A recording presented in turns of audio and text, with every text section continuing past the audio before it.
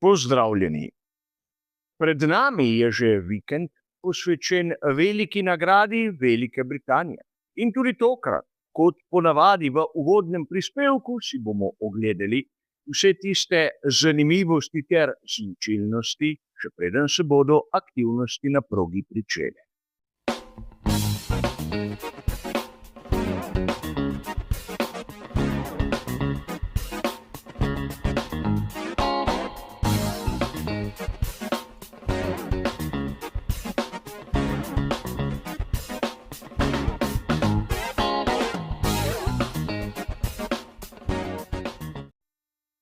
Kot običajno bo tudi tokrat uvodni prispevek razdeljen na tiste 3 glavne dele, kjer se bomo najprej ustavili pri tistem, kar se je na progi zgodilo lani. Nato v drugem delu si bomo ogledali značilnosti znamenite proge v Silverstonu in na koncu bomo porabili še nekaj minut za vremensko napoved. A začnimo kot običajno s tistim, kar se je na dirki za veliko nagrado Velike Britanije zgodilo lani.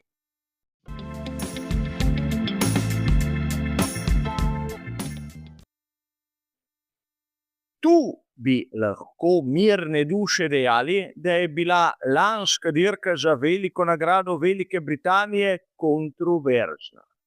Tako s strani odločitev komisarjev, kot tudi glede tistega, kar so storili ali česar niso storili pri McLarenu. A začeli bomo s samimi vremenskimi razmerami, ki so na začetku lanske dirke nekako krojile dogajanje. Ne smemo pozabiti, da je bil lani, kar se tiče kvalifikacij, najboljši Max Verstappen. Pred Oskarjem Piastriem na 3. mestu je bil Lando Norris in George Russell je lansko dirko začel kot 4. Ampak proga v Silverstonu je bila v nedeljo razmočena, kar je pomenilo, da so praktično vsi nekako hoteli začeti nedeljsko dirko na pnevmatikah za vlažno progo. Ampak razmere so se dokaj hitro spreminjale in večina nastopajočih je prišla na pnevmatike za suho progo, pravzaprav tik po koncu formacijskega kroga.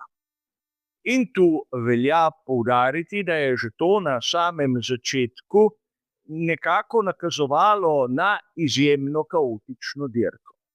In imeli smo kar nekaj virtualnih varnostnih avtomobilov ter 2 prava. Razumeti moramo, da so se vremenski pogoji nenadoma poslabšali in da je bilo potrebno zopet za tiste, ki so tvegali z pnevmatikami z suho progo, preiti na one, ki so primerne za vlažno.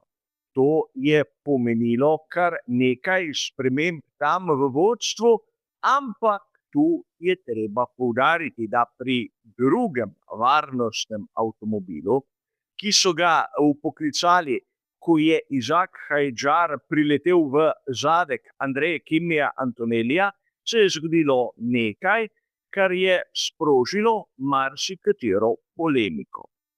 Namreč tu je bil pri reštartu kaznovan Oscar Piastri, ker naj bi v trenutku, ko je varnostni avtomobil zaprl utripajočo rumeno luč, premočno zaviral. In Piastri je dobil 10 sekund kazni, ker se mu je moral izogniti Max Verstappen, tako da je sunkovito zavil in ga celo prehitel. Zanimivo je, da mnogi se s tem niso strinjali, še posebej, ker na veliki nagradi Kanade v lanskem letu zaradi podobnega prekrška ni bil kaznovan George Russell.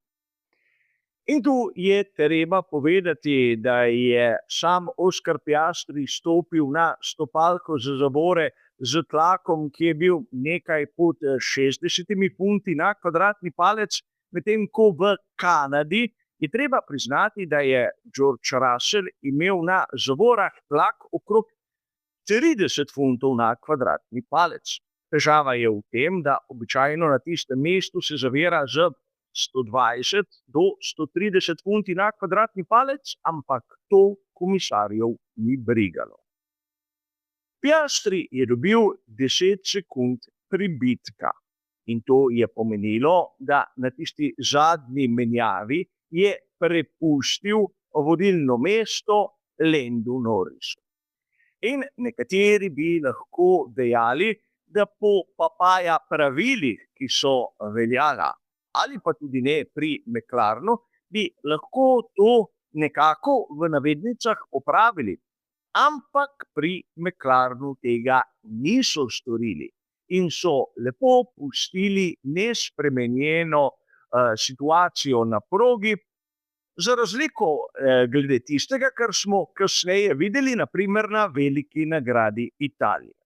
Zato bi lahko dejali, da je bila odločitev tako komisarjev kot tudi McLarena nekoliko sporna glede na tisto, kar smo videli. Celo Max Verstappen je dejal, da se je njemu kazen zdela neprimerna. Max je potem, seveda pri tistem drugem reštartu za varnostnim avtomobilom, naredil napako in se zavrtel, ampak to ni imelo nobene povezave z manevrom Piastrija.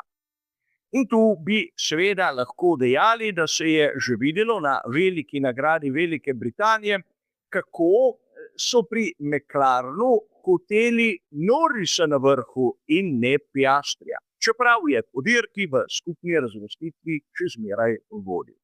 Torej, zmagal je Lando Norris pred Oskarjem Piastrijem in verjetno vi vsi si ste dirko zapomnili potem, da je Nico Hülkenberg, takrat še v Sauberju, končno prišel na zmagovalni oder. In o tem se je pisalo na dolgo in široko, o drugih podrobnostih pa bore malo. A toliko o tem, kaj se je na progi dogajalo lani. Sedaj je čas, da našo pozornost usmerimo k samim lastnostim proge.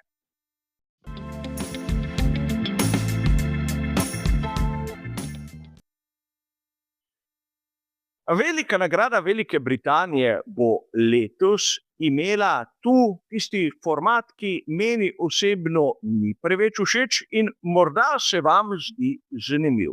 Namreč spremljali bomo vikend, kjer bo prisoten tudi sprint.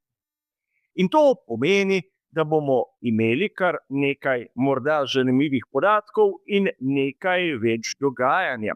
Namreč krog v Silverstonu je nekoliko daljši od onega, ki smo ga videli še pred tednom v Spielbergu. Namreč tam je bilo 71 krogov, tu jih bo, če me spomin ne vara, 52, čeprav bo dolžina velike nagrade v kilometrih nekako podobna. In zaradi konfiguracije proge v Silverstonu, kjer je stopalka za plin pritisnjena do konca približno 82% časa celotnega kroga, bomo zopet bili deležni onega super clippinga, ki je razvidno tudi iz te simulacije kroga in ne prave telemetrije. In to bo verjetno razočaralo marsikaterega navdušenca, ampak razumeti moramo, da na takšni konfiguraciji proge je skorajda neizbežno. Ampak verjamem, da mnogi bi radi videli tudi, kako se bodo obnašale pneumatike. Zato si bomo ogledali znano tabelo Pirelija. In kot ste videli, tu je izbor pneumatik C1, C2 in C3. Ne smete pozabiti, da v lanski sezoni smo imeli za stopnjo mehkejše pneumatike, torej C2, C3 in C4. Ampak lastnosti same proge se v enem letu niso spremenile. Namreč pospeševanje ima tukaj isto povprečno vrednost, torej 3. Zaviranje, abrazivnost asfalta in evolucija imajo vrednost 2, torej lahko bi dejali malček pod povprečjem. Medtem ko je oprijem asfalta tisti, ki ima vrednost 4, je najpomembnejše to, da je stres pnevmatike in bočne sile pri vrednosti 5, kar pomeni, da smo na onem ekstremu. Ampak, da bomo bolje razumeli, kar se tiče previsnega kota, ni prišlo absolutno do nikakršnih sprememb med lansko in letošnjo sezono. Minus 2,75 stopinje na prednji osi, minus stopinja in pol na zadnji osi. Ampak kar se tiče tlaka, ki ga določa Pirelli kot isti minimum, bomo videli, da je situacija zanimiva. Namreč v letošnji sezoni imamo 28 funtov na kvadratni palec na prednji osi in 26 funtov na kvadratni palec na zadnji osi. Seveda, ko se pnevmatike segrejejo, je tlak lahko višji za pol funta na kvadratni palec. Ampak lani smo imeli na prednji osi 26 funtov in pol na kvadratni palec, na zadnji osi 23 funtov in pol na kvadratni palec. Kaj to pomeni? Da lahko vidimo, kako tu v Veliki Britaniji imamo res višji tlak, kar smo videli na mnogih prizoriščih v letošnji sezoni, ampak je razlika med prednjo in zadnjo osjo manjša. Verjetno ste razumeli, da so bočne sile tudi tiste glavne in zakaj je to tako pomembno in na kaj moramo biti še pozorni. Tu lahko vidimo, da bo obraba pnevmatik morda prišla do izraza, ampak bodimo iskreni, niti toliko ne, ker se bo prej pojavila degradacija. Namreč, če pogledamo to drugo skico, bomo takoj opazili, kako poteka tisti temperaturni cikel. Imamo praktično del proge, kjer je temperatura visoka na vseh pnevmatikah in imamo del proge, kjer se pnevmatike enostavno ohlajajo. In seveda, ko se krogi nižajo eden z drugim, imamo tiste optimalne pogoje glede same degradacije. In seveda videli bomo, kaj se bo zgodilo na progi, ampak tu je potrebno povedati, da poleg vsega moramo sedaj našo pozornost usmeriti še na vremensko napoved.